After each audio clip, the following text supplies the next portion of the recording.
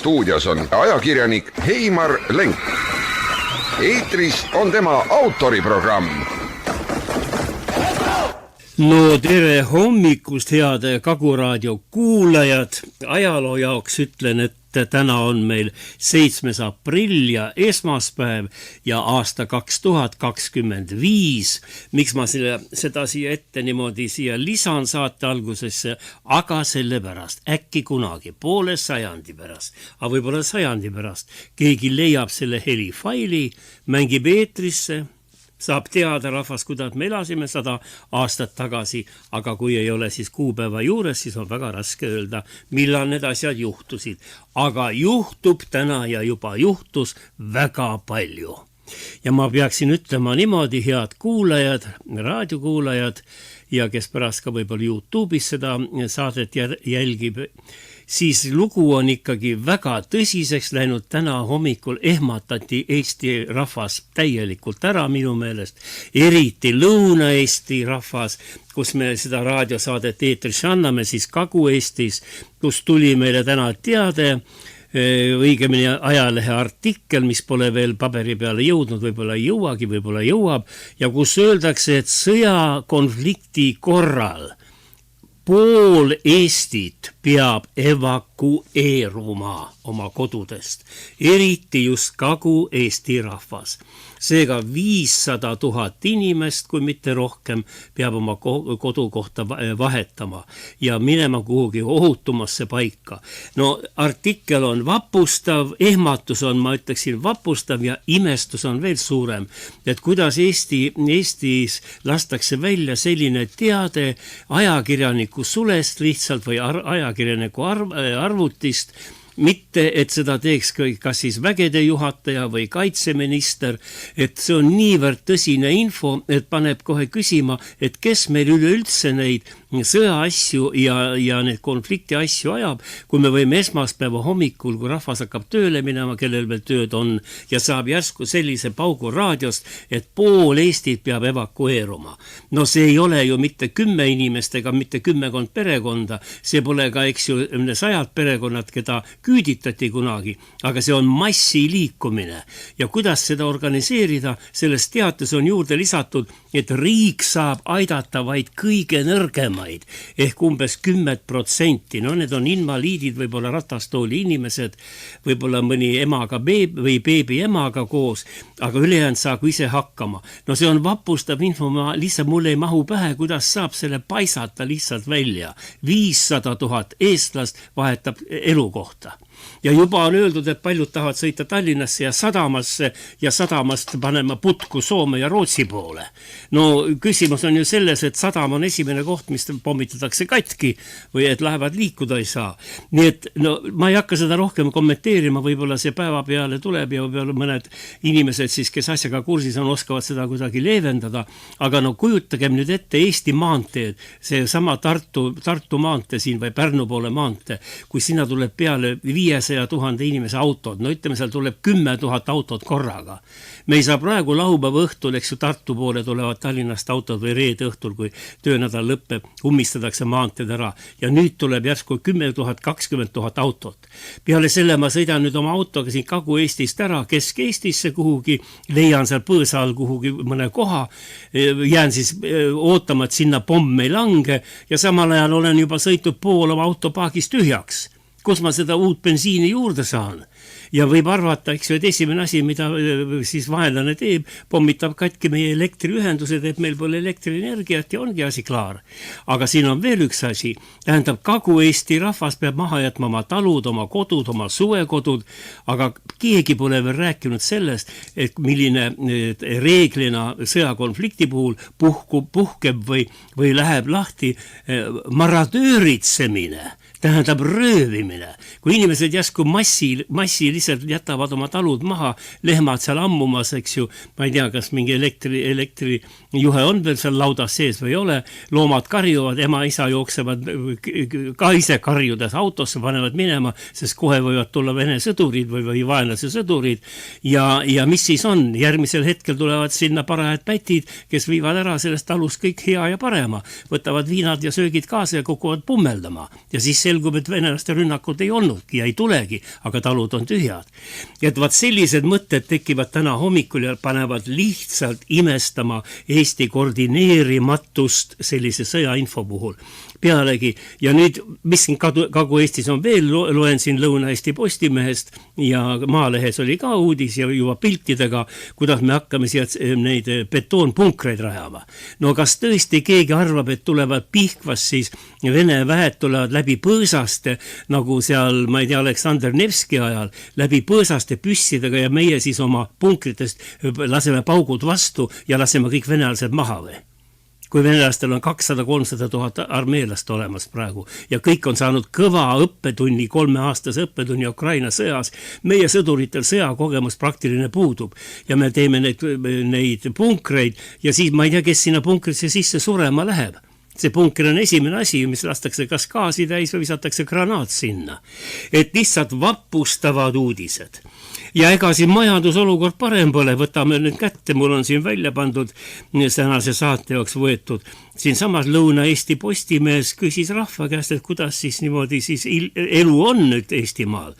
Ja tehti uurimus ja küsiti tänaval palju inimesi ja küsimus oli selline, et kas nüüd see valitsus, mida mõned nimetavad uueks valitsuseks, tegelikult mingit uut valitsust ei ole, on lihtsalt osa endisi sõpru tänavale visatud sotside näol ja siis tuleb, küsimus on selles, et kas nüüd on siis Eestis parem, kui selline valitsus on ja 8% ainult Lõuna- või Kagu-Eesti inimestest ütles, et õigemini Lõuna-Eesti inimestest ütles, et jah, on parem.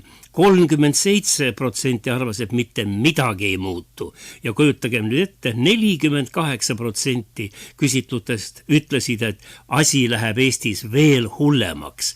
Nii et paneme 37 ja 48 kokku ja me saame valdava osa Eesti rahvast, vähemalt Lõuna-Eesti rahvast, kes ütleb, et elu ei muutu paremaks, pigem läheb ta halvemaks ja pessimism on kohutav, kui nende uurimuste järgi vaadata. Ja sama küsimus esitas muide ka Tartus, ülikooli linnas, siis Tartu Postimees ja küsis ka, et kas siis Reformierakonna ja Eesti 200 valitsus on parem, kui ta oli kolmikuna koos sotsidega.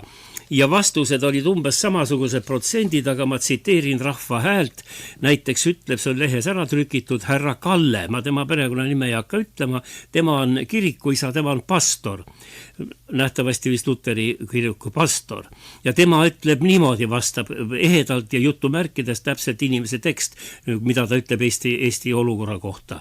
Kõige parem oleks, kui Kristen Michal astuks tagasi, sest praegune valitsus on valelik olnud, valetanud rahvale ja teinud väga halbu otsuseid. Asi on juba päris hapuks läinud, mida näitab ka rahva küsitlus. Kokku ainult 19% inimestest toetab Reformierakonda ja Eesti 200. See on väga jama tulemus. Ja siis ütleb see pastor, usklik inimene, Piibel ütleb, et ebamoraalne kuningas on häbiks rahvale.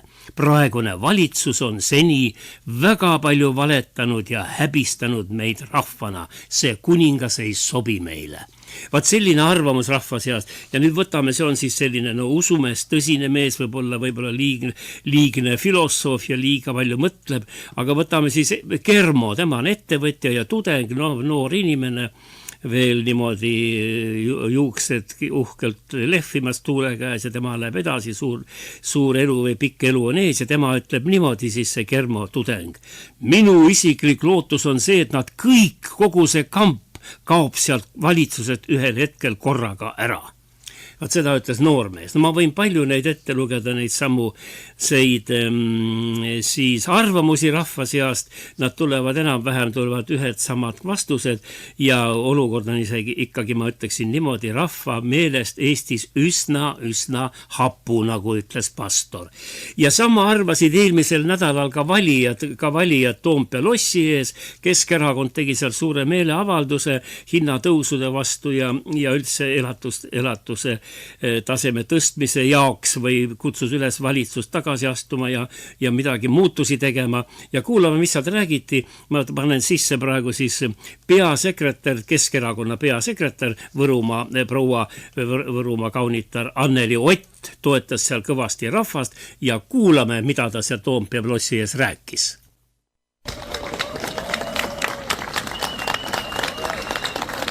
Täna on siin väga palju öeldud ja kahjuks on veel väga palju öelda, aga on üks väga põhimõtteline asi, mille eest me siin seisame. Ja me seisame selle eest, et siis, kui Eesti valitsust enam Eesti rahvas ei usalda, siis riigimehelik on võtta vastutus, astuda tagasi ja anda valitsusele uuele valitsusele võimalus, anda rahvale võimalus enda tahet näidata läbi valimiste.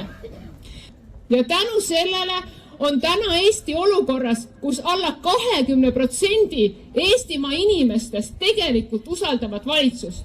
Mis tähendab seda, et need ministrid, kes teevad otsuseid, mitte meile, vaid meie tulevikule, meie lastele, ei ole saanud meilt seda mandaati. Neil ei ole õigust neid otsuseid teha. Ja see arrogantsus ja ülbus, mis kõigest sellest vastu vaatab, on minu jaoks väga ohtlik, sest teate, mis see teeb? See annab eeskuju meie noortele. See annab eeskuju, et kui ma olen ülbe, siis ma võin. Ja me kõik seisame selle eest, et võimalikult kiiresti kogu see uudiste vaht, väga värvikatel sõnavõttude vaht, mis ei maksa mitte midagi. Jälle hommikul kuulame, kuidas majandus hakkab kasvama ja kuidas kohe hakkab midagi juhtuma ja nädala pärast räägivad need targad eksperdid meile täpselt vastupidist juttu ja raiskavad meie aega. Ärme lase raisata oma aega, seisame Eestimaa eest, ehitame seda riiki, paneme seljad kokku, oleme koos tugevad ja me ei anna alla. Elagu Eesti ja valitsus astu tagasi. No kuulate selliseid esinemisi, mida on viimasel ajal hulga rohkem, kui me siin saates jõuame neid ette mängida ja saabki nagu selgeks või hakkad mõtlema, et tõepoolest, kas Eestis nüüd siis kujunebki välja see nõnda nimetatud klassikaline revolutsiooniline situatsioon, kus siis, kuidas siis öeldi, kui me koolis, vanemad inimesed koolis õppisid, võib-olla õpitakse praegu ka seda, et alamkihid enam ei taha niimoodi elada, nagu praegu elame siin ja ostame ainult allahinnatud toidukaupa, põhiliselt rahvas ostab ja juhtivad kihid või nimetame teda Eesti eliidiks, tema enam ei saa niimoodi valitseda, sest rahvas pole temaga rahul. Et võib-olla tõesti meil on selline situatsioon välja kujunemas ja kui me loeme edasi meie ajakirjandus viimastel päevadel, siis me saame sellele kinnitust. Näiteks Suur Postimees, me siin enne rääkisime Lõuna-Eesti Postimehest ja Tartu Postimehest, aga nüüd see Suur Postimees mõni päev tagasi pani esikülje pealkirjaks, õigemini see oli küll mitte esi, vaid teisel küljel pealkirjaks suurele loole, ma tsiteerin, Eesti poliitika on ummikusse jõudnud. Seda ütleb meile siis meie suur leht, ainukene suur päevaleht. Ja Postimees siis selgitab julgeoleku teema, millega Kaja Kallas Reformierakonna võimule tõi ja Keskerakonda ning EKRE-t lõhkuma kukkus, hakkab nüüd ammenduma. Eesti poliitika on ummikusse jõudnud. Ja uut asemele anda pole, kirjutab nüüd Postimees. Raha on läbi, majandusarengut tagada ei suudeta ja Eesti Pank ütles otse välja, head kuulajad, ma tsiteerin, mida ütles Eesti Pank ka paar päeva tagasi, Eesti majandus jääb järgmisel aastal väikseks ja hinnad kargavad lakke. See on nüüd ka mustvalgel lehes ära trükitud, selline on situatsioon Eestis. Ja kui ma kuulasin siin veel nüüd neid poliitikuid esinemas, siis opositsioon tõstis esile, et Eestis on nüüd saamas teoks Euroopa Liidu kõige kiirem hinnatõus. Kuskil 6% tuleb inflatsioon lähiaegadel, nii et midagi head loota ei ole ja need ei ole mitte minu sõnad, vaid ma lihtsalt tsiteerin Eesti Päevalehti. Tihtipeale ma olen tähele pannud, et Eesti raadiojaamad oma hommikutes ja eriti Rahvusringhääling oma hommikusaadetes neid väga valusaid teemasid ei kommenteeri lehtedest. Pärast võtad lehe kätte, lööd lahti ja näed, et oi, kui huvitavad artiklid olid lehes, aga raadiost ma midagi ei kuulnud. Ja nüüd küsitakse, miks see olukord on siis nii hulluks läinud. Ja selgub, et ikkagi põhjus on see, et meil on täiesti, ütleme siis, riiki juhivad inimesed, kes pole selleks loodud. Peale selle, kes on valesti valitud, no polegi valitud, nad on lihtsalt paika pandud. No tuleme siia praegu uute ministrite juurde, näiteks siis võtame siis Hendrik Johannes Terras. Tema on põllumajanduse minister. No pikk, tore brünett poiss, võib-olla väga hea abikaasa ja kõik, kes ta võib olla, aga pannakse mees, põline linnamees pannakse selleks põllumajanduse ministriks ja siis ajaleht kirjutab, Õhtuleht kirjutab, ütleb, et no selge, miks asjad ei lähe. Kiir pandi ju mõisavalitsejaks. No selge, ja seesama Kiir, Hendrik Johannes Terras ise tunnistab lehes lihtsameelselt muidugi, et tema nägi pealt, kuidas moodi lehma lüpsti, kui ta väike oli. Käis maal korra seal.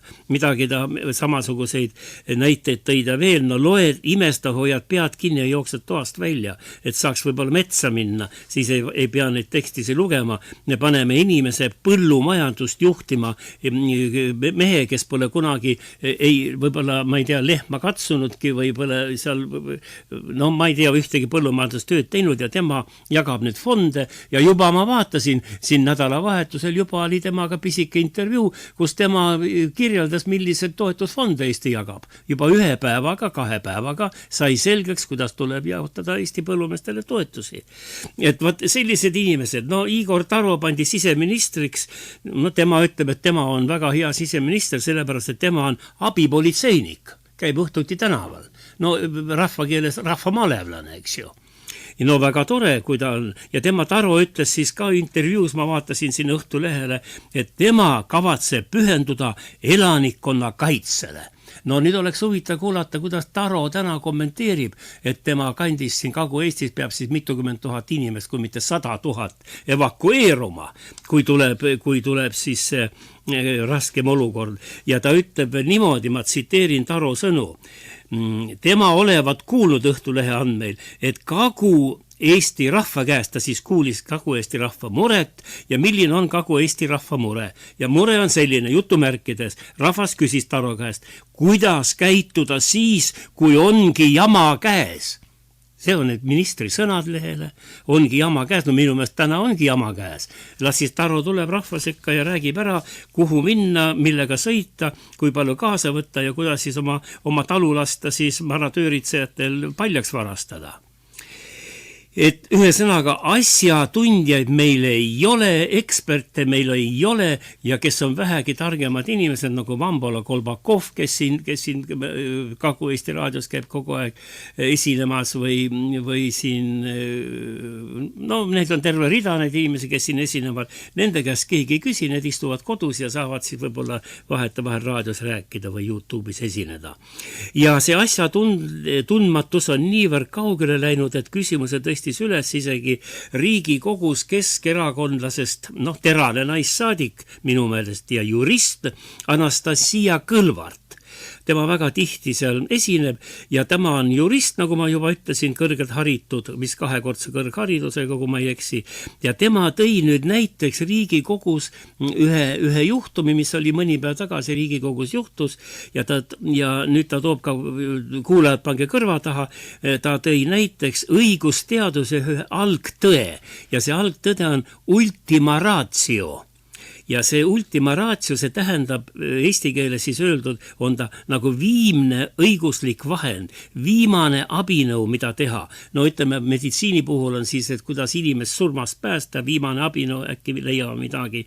Kriminaaluurimises võiks nimetada viimaseks abinõuks näiteks seal ebaseaduslikku pealtkuulamist aga võib-olla ka sõja kuulutamine võib olla see ultima ratio ja ka põhiseaduse muutmine. See me võtsime ära siin neid Vene kodanikel valimisõiguse, sellega seoses tuli ka see ultima ratio uuesti päevakorda.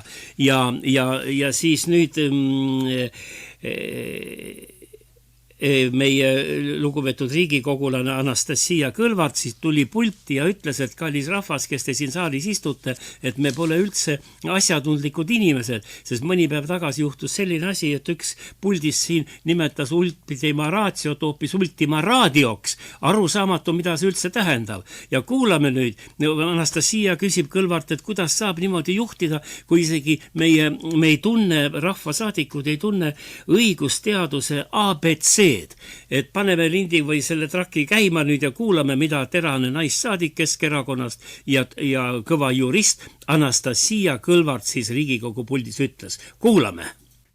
Aga võib-olla probleem on selles, et te lihtsalt pole nende alusprintsiipidega kursis.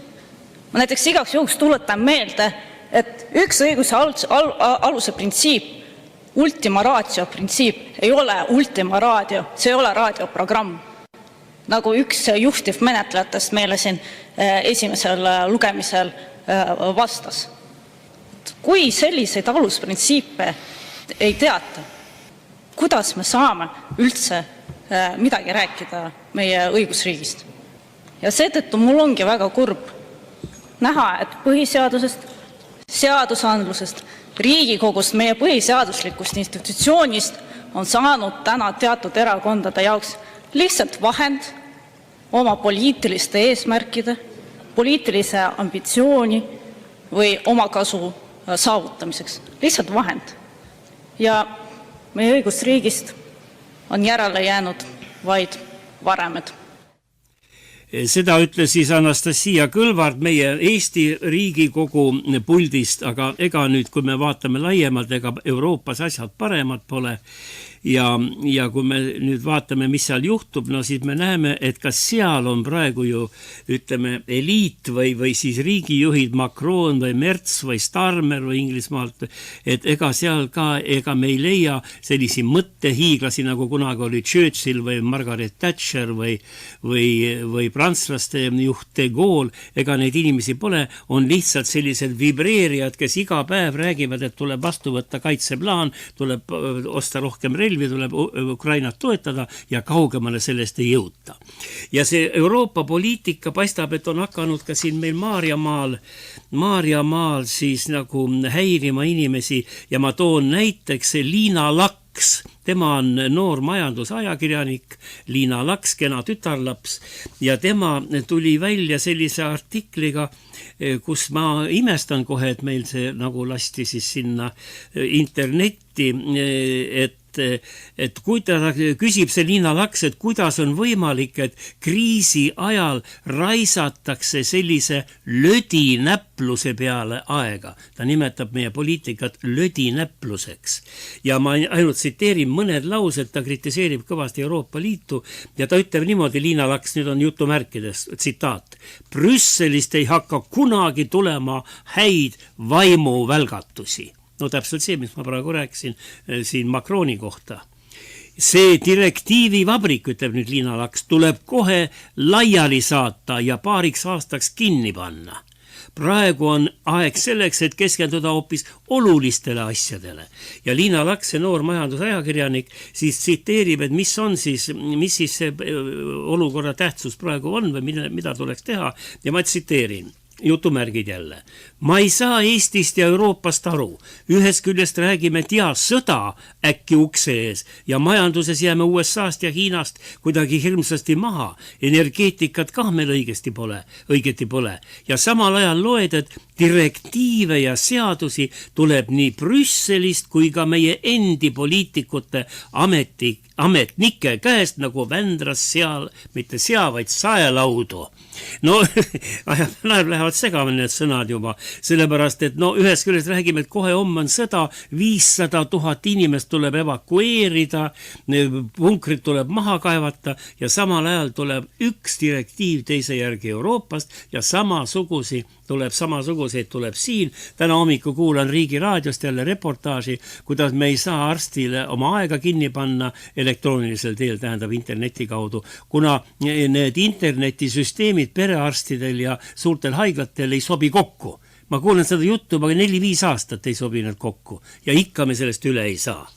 Ja nüüd, kui tulla tagasi sinna Euroopa juurde korraks, siis nüüd Merz, Saksamaa uus kantsler, tema hakkab nüüd riiki juhtima, arvatakse, et ta on väga, väga sõjakas ja kui me vaatame Inglismaa juhti Keir Starmerit, no mida ta on teinud, mitte midagi pole teinud, juba isegi Trump kritiseeris teda kõvasti ja praegu ongi tekkinud selline aeg, et ka Euroopas hakkab rahvas kohe nagu paremat elu nõudma, sellepärast, et kui nüüd ütleme see sõjaoht, aga me saates tuleme selle juurde, et see sõjaohu jutt hakkab nagu praegu natuke tagasi tõmbuma, kõik saavad aru, et Venemaad võita ei ole võimalik. Ja praegu Venemaa ikkagi liigub Ukrainas edasi ja kahjuks siis Ukraina on nagu kaitsepositsiooni rohkem jäänud ja Euroopa ei suuda ka nagu kuidagi moodi neid asju seal paremaks teha, kuigi nad koguvad raha ja ma ei tea mida kõike, aga näiteks seda raha pole ju kusagilt võtta. Ja siis rahvas nüüd ütleb, et jätke see sõja rahastamine, et hakkame ikka paremini elama, meil on vaja odavamat kütet ja kütust ja toiduaineid ja tööd on meil tarvis. Aga meie kulutame ikka edasi ja nüüd räägime oma 5% eelarvest, eks ju, meil on juba see peaaegu et käes kohe varsti, aga Hispaania pole 2 veel saavutanud, et võt selline olukord on Euroopas. Ja kui me nüüd küsime ja vaatame, mida Euroopa ajakirjandus selle asja kohta kirjutab, siis näiteks ka Postimehes oli ära toodud Brüsseli nõukoja liige, on selline nõukoda olemas Brüsselis, mis annab siis head nõu igale asja puhul ja seal on Roland Frenstein on selline mees ja tema ütles ka Postimehe intervjuus, ma tsiteerin, Euroopa ei jõua kaitsealase iseseisvumiseni isegi mitte 10 aastaga. No seda ütleb nüüd suur spetsialist. Ja samal ajal meie ikka valmistume sõjaks ja kaevame siin auke ja lahkume ka jalaväe miinide keelavast kokkuleppest. No see on tegelikult piinlik, see on väga humaanne kokkuleppe oli, et jalaväe miine mitte enam kasutada. Eesti sellega ühines, nüüd ütleb lahti. Ma ei tea, miks pärast seda tehakse, sest need miinid on erakordselt sellised kahjulikud. Nad ju plahvatavad, tõusevad üles meetri kõrgusele ja siis viskavad seal sadu ja sadu väikseid haavleid nagu laiali või killukesi laiali, mis tapab massiliselt inimesi siis. Õigemini mitte ei tapa, vaid vigastab. Need on ebahumaanne relv, nagu öeldakse, aga meie hakkame seda tahama hakata kasutama, kuigi ma ei tea, kas meil jalaväemiine üldse on. Aga nüüd on veel teine küsimus, et ikkagi mis siis saab, kui me ütleme, et me peame 500 000 inimest evakueerima ja sama küsib ka Euroopa, et mis siis saab, et mis saab kortermajadest? Et ehk oleks ka aeg selle peale mõelda, mis saab kortermajadest ja me oleme rääkinud, et peab olema seal 72-tunnine toidu tagavara ja võib-olla ka mitu veepudelit ja minu meelest veepudelit, mida rohkem sa jood, seda rohkem sa tahad ka klosetti joosta, aga kujutame ette, nüüd elab seal 3-toalises korteris vanaema ja siis nooremad koos, vanaema läheb klosetti, eks ju, tõmbab vett peale ja sellega on õhtalasi, elektrit pole ja enam uut vett juurde ei tule. Kuhu siis järgmisel korral hädale minna? Põõs alla või? Katsu sa minna Anne linnas või Lasnamäel põõs alla. Siin võib-olla Lõuna-Eestis veel leiab mõne koha. Et need on küsimused, mis on täiesti lahendamata, see tualettide küsimus. Ma kujutan ette, kui elekter kaob ja kortermajad ümber hakkavad ühed kunstlikud mäed tekkima. Pruuni värvi mäed, nagu meil on seal Kohtla-Järvel on meil need tuhamäed seal suured. Et need kõik on lahendamata küsimused ja aeg oleks ehk ikkagi rohkem rahu peale juba mõelda. Aga kui sa vaatad, kes juhatab Euroopa välispoliitikat ja kes peaks kõike seda koordineerima, see on meie oma enda kaasmaalane Kaja Kallas. Temal on 300 alluvat muide, 300 tarka inimest, kes peavad talle nõu andma, aga tema nõuannet ei ole mina küll veel tema ametisaja jooksul midagi väga head kuulnud. Ma kuulsin ainult, et ta tahtis 40 miljardit raha saada, mida Euroopa ütles, et meil seda raha pole, see ettepanek kukkus läbi, siis ta tahtis tahtis 5 miljardit saada, see ettepanek kukkus ka läbi, no häbiväärselt läbi, ma ütleksin, siis ta tahtis 2 miljonit mürsku saada, see ettepanek kukkus ka läbi. Nii et praeguse seisuga, ei taha halvasti öelda, aga Kaja Kallase poliitika on Euroopa Liidus küll läbi kukkunud, siiamaani saab näha, mis ta edasi teeb. No ja kui ta läks Ameerikasse sõitis, siis Marco Rubio, Ameerika välisminister või riigisekretär, isegi ei võtnud teda vastu, ta tuli tagasi sama targalt. No me vähe sellest kirjutame, me ei taha oma kaasmaalanna kohta, daami kohta halvasti siin kirjutada. Praegu meie Eesti lehed pesevad Kaja Kallast juba puhtaks, ma vaatan, ütlevad siin, et tal on ikka väga palju tööd ja ta saab nii harva kodus käia ja tal on nii raske. No üks kommentaator küsis, et kas tal on nii raske seda palka vastu võtta või, et see on ju nii suur raha, et seda on tõesti raske vastu võtta. Ja Poliitico väljaanne kirjutas ju ka niimoodi, et ma siin tsiteerin jällegi, et Kaja Kallas reageerib asjadele nii, nagu ta oleks ikka veel peaminister kuskil väikeriigis. Ta saatis USA võimaliku puudujäägi kiireks kompenseerimiseks laiali 2 leheküljelise dokumendi. No see on see USA puudujääk, et ta ei aita NATO-t nii palju kui tarvis. Kaja Kallas saatis siis, nagu Poliitico kirjutab, 2 leheküljelise dokumendi laiali, milles palus selle paberi peal 27 liikmesriigil leida 1,5 miljonit mürsku Ukraina toetamiseks, millest ma rääkisin. No Poliitico imestab, et kuidas saab kõrge välispoliitika juht saata laiali ühe sellise määruse või ringkirja, et andke meile kiiresti 1,5 miljonit mürsku. No šokki tekitas, nagu öeldakse. Ja teine šokk, mis oli suur Euroopa Liit elas seda raskelt läbi, eriti Ameerika Ühendriigid, Kaja Kallas läks ka siis peale Mario selle Marco Rubioga kohtumise läbikukkumist läks ka nagu konflikti Ameerikaga ja põrutas kohe suurelt välja mikrofoni ees üle kogu maailma, et vaba maailm vajab uut juhti. See on nüüd Kaja Kallase mõttelend. See on tema geniaalne leiutis, mille pärast jällegi Euroopa juhid hoidsid pead kinni. Mõni puges kardina taha, et teda näha ei ole. Ja sellepärast, et sellised avaldusi ajal, kui Ameerikaga tahetakse kuidagi moodi suhted jälle paremaks muuta, põrutab Kaja Kallas, et maailm vajab uut juhti, tähendab, Trumpi asemel peaks olema uus juht. Umbes niimoodi. Et sellega need asjad muidugi veel ei piirdu, aga neid möödalaskmisi on Kaja Kallasel väga palju olnud, kuigi nagu ma ütlesin, Eesti ajalehed nüüd püüavad seda kõike tasandada, et ta alles harjutab ja alles püüab aga siiski näiteks nüüd 1000 lemmik on meil vist Sven Kivisildnik, ta ütleb enda kohta. Tema siis Kaja Kallast ikkagi arutles tema üle, ütles, et niimoodi, et midagi pole teha, ta ei ole edukas Euroopa juht ja kuulame, mida nüüd Sven Kivisildnik ütles raadiosaates YouTube'is. Ütleme nii, et vaatad ja peale Kaja Kallase midagi muud näha ei ole, aga see pilt Kaja Kallase fänne väga ei rõõmusta. Me oleme harjunud, et ta saab auhindu, siin president paneb uhke märgi rinda ja välismaalt antakse raha ja kõrged isandad söövad temaga makarone ühes lauas, aga nüüd on tuuled muutumas. Tal on mõte aidata Ukrainat, et sõda ikkagi kestaks, inimesed sureksid ja oleks lõbus ja vaja 40, miljardit näiteks. Aga keegi ei anna. Üldse ei taha, kisuvad seal tüli temaga, aga Poliitico kirjutab pahasti ka, et ei saa nagu hakkama ette oma tööga. Autoriteeti ei ole ja et ei kasuta oma neid, tal on 300 eksperti seal, et tegelikult tahab ise asju, et võiks inimesed tööle panna, võib-olla tuleks paremini välja. Ütleme, et Poliitico teatel ei suutnud Kallas oma kavale leida piisavalt toetajaid ning mitmed diplomaatilised allikad kritiseerisid teravalt Kallase viimase aja tegevust. Kritiseerivad teravalt.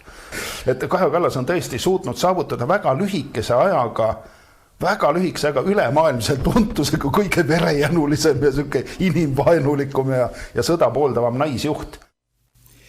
No sõda pooldatakse praegu, aga tundub, et sõja pooldajate arv ikkagi kiiresti väheneb, demonstratsioonid juba Euroopas sõja vastu, et katsume kuidagi moodi hakata lõpetama seda sõda. No vaatame, mis sealt välja tuleb, aga näiteks seda sõja lõpu juttu ja Venemaaga suhete parandamist on juba rääkinud ka Soome president Alexander Stubb, kes käis küll Trumpiga koos golfi mängimas ja ütles, et Putinit usaldada ei tule või ei tohiks, aga samal ütles ta nüüd nädalavahetusel, et Soome peaks taas avama dialoogi Venemaaga. Need on Stubbi sõnad. Ja ta ütles, et Ukrainat toetavate riikide nõnda nimetatud tahtekoalitsioonis on jõutud arusaamisele, et vähemalt üks Euroopa liider peaks hakkama Ukraina teemadel Putiniga rääkima. Ja huvitav, et siin ka kohe Soome välisminister blondiin Elina Valtonen leebus pärast presidendi ütlemist ja tema ütles laupäeval 5. aprilli hommikul Soome ringhäälingule, et Venemaa pole meie vaenlane. Ja ta ütles niimoodi, et Venemaa pole meie vaenlane, aga tähendab see Venemaa juhtkond on meile praegu, tähendab meid ei rahulda, aga Soome on Venemaa valede ja õigusvastaste tegude vastu ja avaldab lootust, et Venemaa hakkab austama varsti ka rahvusvahelist õigust. Need on signaalid Soomest, nagu näete, ja kuuleme, head kuulajad ja kaasaelajad, et tuuled puhuvad juba kuidagi pehmemalt, kevad on käes ja juba räägitakse, et tuleb hakata Venemaaga asju ajama. Seda räägivad laialt ka äriringkonnal, sest kõik on aru saanud, et iga tööstuse, iga riigi heaolu sõltub kõigepealt odavast kütusest, odavast toorainest. Kui seda ei ole, siis see majandus areneda ei saa. Nagu Saksamaal praegu on ju kõik seal, me ise teame, ma ei hakka aega raiskama selle peale, mis seisus Saksamaa majandus ja tööstus on. Ühe sõnaga igatsetakse jällegi ida poolt tulevat odavat toorainet. Ja nüüd on niimoodi, et olukord on maailmas täiesti muutunud. Ma tsiteerin nüüd meie endist presidenti Toomas Hendrik Ilves. Tema jaoks olid ajakirjanikud ju tintlama, mäletan, ta ütles ju, istus kaksirak või kuidas ta istus, rätsep asendis laua peal, tegi suitsu ja maitses likööri ja pidas pressikonverentsi omal ajal. Ja ütles kõik need ajakirjanikud, kes suu lahti vaatasid, kuulasid teda, et te olete üks tintla. Ja nüüd ta ütles siis, Mart Normet teeb nüüd ühte saadet, mis meist saab.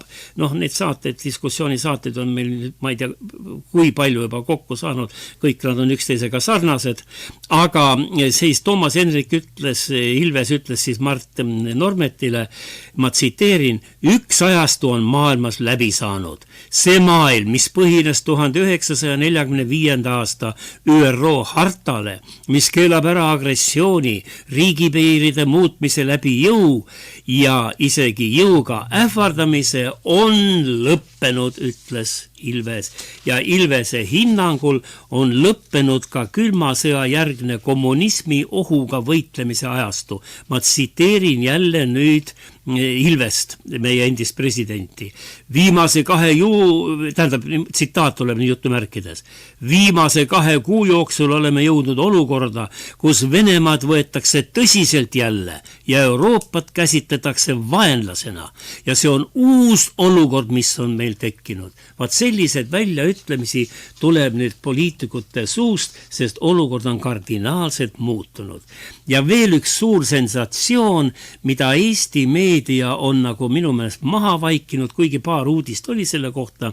Siin nädalapäevad tagasi New York Times, Ameerika üks suuremad ajalehti, avaldas sensatsioonilise materjali, kuidas Ukraina sai sõdida või sõdib vaid tänu USA ekspertide nõuannetele ja plaanidele, mida ameeriklased siis koostavad. Ja selles intervjuus, mis rabas Valget Maja muidugi, aga võib-olla see oli ka Trumpi meeskonna tahtel kõik, et rääkida, kuidas Biden siis vale poliitikat ajas ja seal artiklis öeldakse, et USA asus Ukrainas sõjaliselt tegutsema kohe 2014. aasta Maidani sündmustest järgmisel päeval. No Maidan, tuletan meelde, see oli siis see tänavalahingud seal, need kaikamehed olid tänaval, nagu siin mõned nimetasid, ja Janukovitš ametlik president võeti maha ja siis režiim Ukrainas muutus ja sellega siis hakkas kohe Ameerika oma keskusi järgmisel päeval, nagu ütleb New York Times, järgmisel päeval hakkas siis oma luurekeskusi rajama ja tõi oma need USA sõjalised nõuanded Ukrainasse. Ja see intervjuu lõpeb siis kokkuvõttega, et sisuliselt on Venemaa sõjas mitte Ukrainaga üksi, vaid Ameerika Ühendriikidega ehk NATO-ga. Ja midagi pole teha. See artikkel seda kirjutab, see on väga pikk artikkel, väga tõsine. Ja ma soovitan Varro Vooglaid, tõlkis seda vist ise, tal on tunniajaline saade YouTube'is ripub, aga mina tegin sellest tema saatest väikese kokkuvõtte, et aimu saada, mida siis New York Times välja ütles. Ta ütles välja tegelikult seda, et 3. maailmasõda sai alguse ja nüüd sai alguse Ukrainast ja tuletame meelde, et ka Trump enne telefonikõne Putiniga juba ütles, et Putinil, no ma mälu järgi tsiteerin umbes, et Putinil olid omad põhjused, miks ta Ukrainasse läks.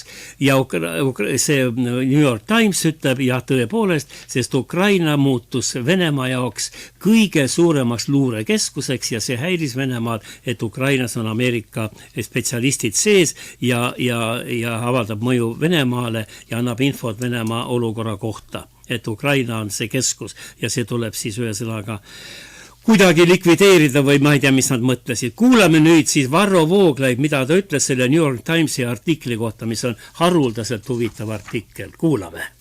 Kokkuvõtlikult öeldes on The New York Timesi artiklit läbivaks mõtteks, et Ukrainas sõdivad ja surevad küll peamiselt ukrainlased, aga olulisim relvastus, varustus, moon, luure, planeerimine, juhtimine ja nii edasi oli ja on jätkuvalt korraldatud USA poolt.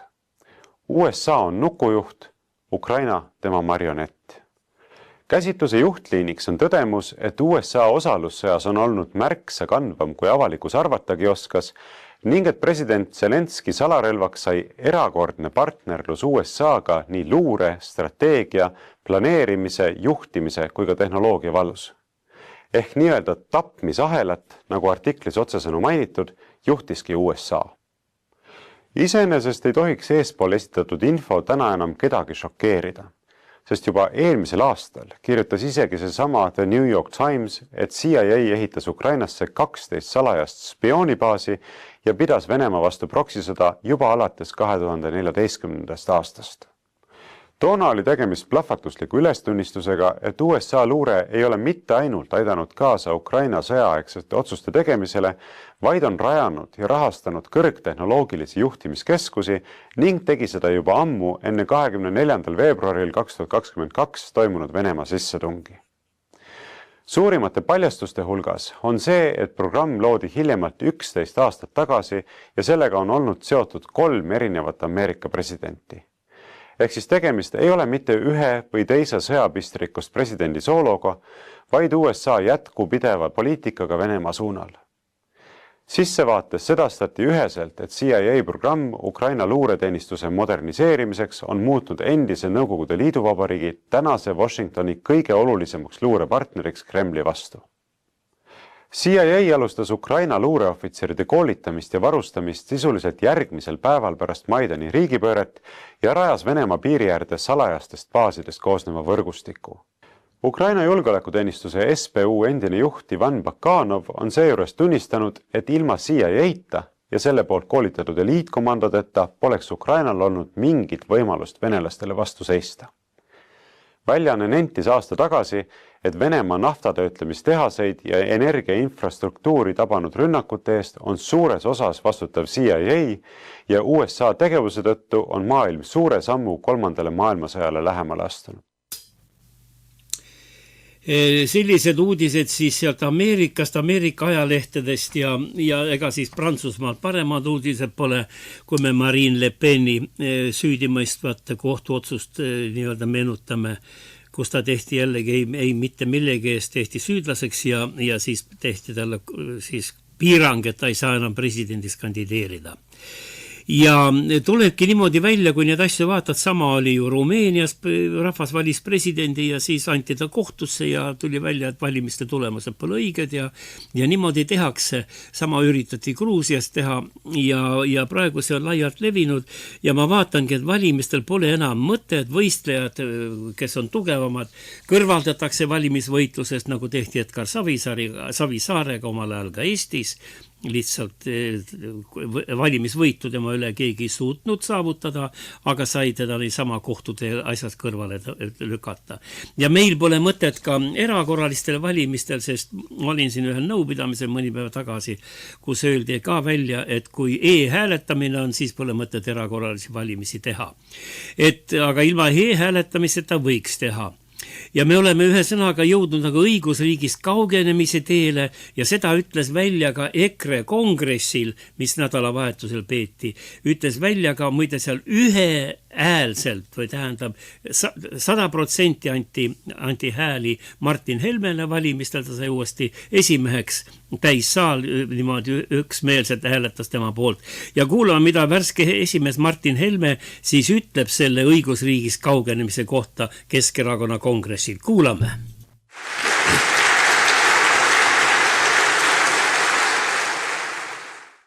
Meie lahendus algab lihtsalt käpardite minema löömisest võimutüüri juurest.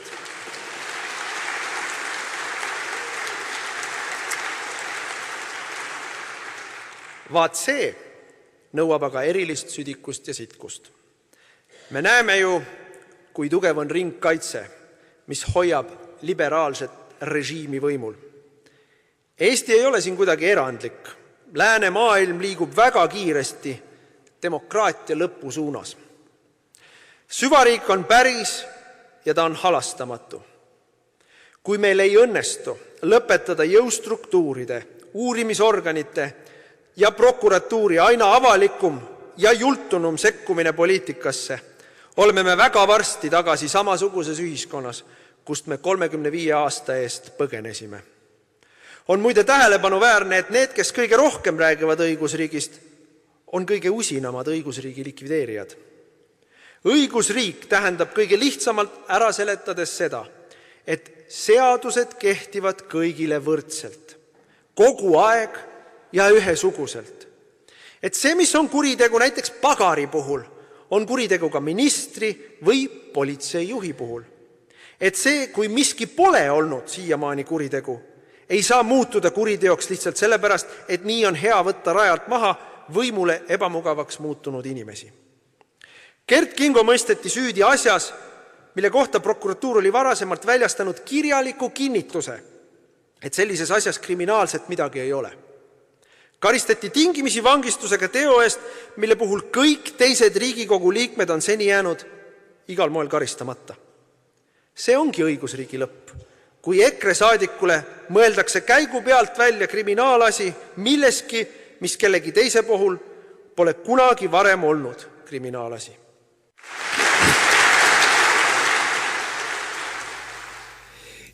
Seda teemat me kohe jätkame, aga ma vahepeal tulen ühe materjali juurde, mis täna ilmus, mis raadiokanalites tähelepanu pole minu teada saanud, võib-olla nüüd juba on, aga mida üldiselt me nagu seda teemat väga palju laialt ei räägi, aga ilmus meil täna Delfis juhtkiri, Eesti Päevalehe juhtkiri ja muide uskumatu sisuga ja uskumatu pealkirjaga. Nagu me teame, praegu käib ju suur sõda venelastelt või nende Venemaa kodanikelt sai hääleõigus ära võtta, mis tekitas üksjagu rahulolematust Vene elanike seas. Ma lugesin siin lehtedest, on tänava intervjuusid tehtud terve rida. Ja isegi Prantsuse televisioon, ma nägin YouTube'is, käis Narvas ja küsimas, kuidas olukord on ja seal valdav enamik seal tänaval antud intervjuudest olid nii-öelda Eesti, kuidas me öelda, mitte vastased, aga nagu ei olnud rahul Eesti poliitikaga selle Vene vähemuse suhtes. Ja nagu me teame, on päevakorras ka praegu Moskva siis Moskva patriarhaadi õigeusu kiriku ühesõnaga seaduse muutmine selle kiriku suhtes, et ta lõpetaks oma suhted siis Moskva patriarhaadi ja patriarh Kirilliga.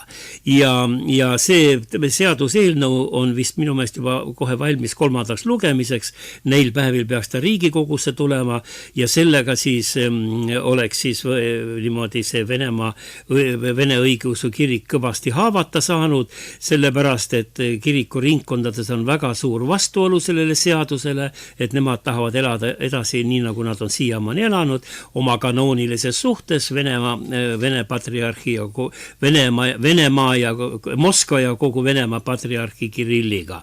Ja siin on niimoodi, tuuakse välja täna Päevalehes siis asja sisu ja juhtkirja pealkiri on uskumatu. Tõmbame Moskva kiriku seaduseelnõule pidurit.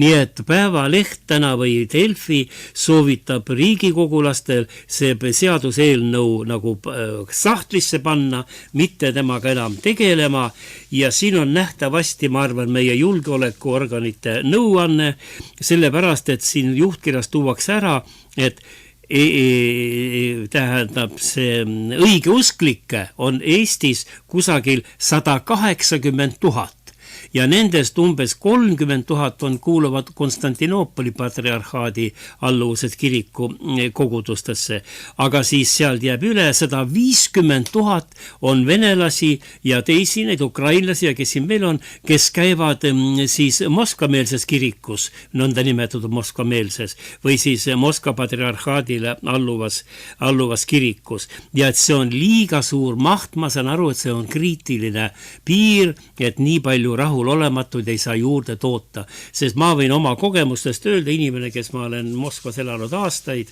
ja tean venelaste hingeelu võib-olla paremini kui mõni teine inimene, ma ütleksin niimoodi, nii see valimisõigus, eriti aga Narva tank, selle äratõstmine läks venelastele väga hinge, need olid pühad asjad, nende jaoks, tähendab mitte meie, aga nende jaoks ja Vene õigeusu kirik on muidugi praegu eriti selle sõjaga ja kõigega olukorraga maailmas muutunud venelastele erakordselt tähtsaks.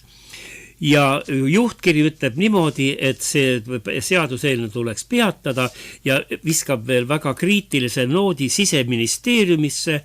Nimelt Siseministeerium, kes kogu seda asja nüüd kamandas ja nüüd on see Igor Taro, siis peab selle kirikuga hakkama saama. Tema ka ju õppis Moskvas, minuga ühes ja samas ülikoolis, me õppisime Moskva riiklikus ülikoolis, tema ütles, et tema oli seal vabadusvõitleja, no mina olin seal ajakirjanik igal juhul, loen ennast ajakirjanikuks. Ja nüüd tuleb välja see sama Siseministeerium, mida nüüd Taro juhatab, see mõtles välja, et see kiriku asi kuidagi venelastele ei lähe ja tellis nüüd Meta-agentuuril 30 000 euro eest reklaamikampaania. Kuidas rahvale selgitada, miks Moskva-meelne kirik tuleb kinni panna. Mitte kinni panna, aga need sidemed siin Moskvaga läbi raiuda. No ma ütleksin niimoodi omavahel raadiokuulajaile, et asja taga on hoopis teine eesmärk. Eesmärk oleks siis ka Moskva patriarhaadi õigeusu kirik viia Konstantinoopoli patriarhi Bartolomeuse alluvusse. See on see lõppeesmärk. No sellest avalikult ei räägita. Et kuidas ministeerium ei saa hakkama seaduseelnõuga ja peab tellima siis endale reklaamifirma, kes hakkab siis usklikele rääkima, et tuleks oma, no mitte nüüd usku muuta, aga oma kanoonilist alluvust muuta. Et näete, mis maailmas toimub, meie põhiseadus ütleb, et õigust mõistab ainult kohus, kohus on oma tegevuses sõltumatu ja mõistab õigust kooskõlas põhiseaduse ja seadustega. No küsime nüüd, kas meil Eestis õigust mõistab kohus, kas ta on poliitikas kaugel alati, ei ole mulle tundub ja meil on samasugune kogemus, eks ju, ma juba nimetasin, kuidas Edgar Savisaar kõrvaldati ära, siin oli see Kingo näide oli ja Kersti Kracht on siin näide, kuidas moodi kohtuotsustega poliitikuid viiakse rajalt maha. Ja sama toimus muidugi Prantsusmaal ja nii mõnelegi inimesele, nagu ma loen nüüd YouTube'i kommentaaridest, et nii Eestis kui Prantsusmaal mängitakse võimule saamise nimel kohtuvõimuga. Aga nagu ütleb meie põhiseaduse paragrahv 146, nagu ma juba ütlesin, kohus on oma tegevuses sõltumatu. No ma arvan, et suur osa ka meie kuulajatest vaidleb sellele vastu, sest praktika näitab küll, et meil alati kohus päris poliitiliselt sõltumatu ei ole. Ja Prantsusmaaga meenub meile ju ka see, nüüd Le Pen seal võeti maha, ta on ju tema isa oli juba parteijuht ja ta ise on ju kauaaegne suure parteijuht ja kindel presidendi kandidaat, kellel on suuri šansse järgmine kord presidendiks saada. Nüüd ta võeti siis maha kohtuotsusega, mitte valimisvõitlusega või võistlusega. Aga meenutame, et see sama Prantsusmaa, kes niimoodi kohtuvõimuga ümber käib, ju 1789. aastal võttis vastu inimese ja kodaniku õiguste deklaratsiooni, millele praegu demokraatia maailmas suures osas toetub. Ja selle koostamisel võeti eeskuju valgustusaja mõtlejatest ja suurtest filosoofidest ja võeti kokku ka Prantsuse revolutsiooni väga humaansed põhimõtted, eks ju, no mida on hiljem võib-olla ümber siin natuke hinnatud, aga igal juhul sellel deklaratsioonil on olnud märkimisväärne mõju inim- ja kodaniku õiguste ja kodaniku ühiskonna ja demokraatia arengule maailmas. Ja nüüd on niimoodi Prantsusmaa nagu siis see revolutsiooni häll ja demokraatia häll ja nüüd ta käib ümber siis presidendi kandidaadiga nimelt kuidagi magedal viisil. Ja kas deklaratsiooni põhimõtteid ka tänapäeval jälgitakse või järgitakse, kes kaitseks seda deklaratsiooni, kes kaitseks Prantsuse demokraatiat, no me ei oska nendele vastata küsimustele. Paistab, et kõik on kuidagi viltu minemas, aga rahvas on juba tänaval ja lauldakse, muide, täna juba 233 aastast riigihümni. Prantsuse tänavatel televisioon näitas. Ja see riigihümn, nagu me teame, on Marseillaise ja see hümn siis loodi küll sõjaväe lauluna, aga sai Prantsusmaa hümniks ja sõnadega vabadus, kallis vabadus, me kaitseme siin kogu rahvaga. Relvile kodanikud, moodustage oma pataljonid, marssigem vabaduse ja õigluse eest. Edasi Prantsusmaa, lauldakse Marseillaises.